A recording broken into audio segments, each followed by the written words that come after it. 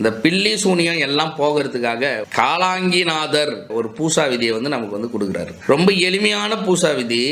இந்த அதர்வண வேத பிரயோகங்கள் கத்துக்கிறவங்களா இருக்கட்டும், இல்ல வெறும் நான் மாந்திரிகம் மட்டும்தான் தெரிஞ்சுக்கிறவங்களா இருக்கட்டும், யாரா இருந்தாலும் மந்திர யோகம் பண்ணாம நம்ம எந்த பூசா விதி செஞ்சாலும் பலன் ரொம்ப கம்மியா தான் தரும். நான் உரு 1 லட்சம் உரு போட்டுட்டேன், நான் 10 லட்சம் உரு போட்டுட்டேன், எனக்கு சித்தி ஆயிட்டாங்க, ஏன்னா நான் உபாசனை பண்ண அந்த தெய்வம் எனக்கு காட்சி கொடுத்துட்டாங்க, என் கூட பேசுறாங்க அப்படின்னு சொன்னா கூட நீங்க சித்தர்கள் கொடுக்குற மாதிரி மந்திர பிரயோகம் முதல்ல நீ உரு ஜபிச்சிட்டீங்க, ஒரு ஆற்றல் மிகுந்த ஒரு தெய்வத்தை தன்வசப்படுத்திட்டீங்க. படுத்துட்ட பிறகு என்ன பண்ணணும்? நம்ம சக்கர தியானம் செய்யணும்.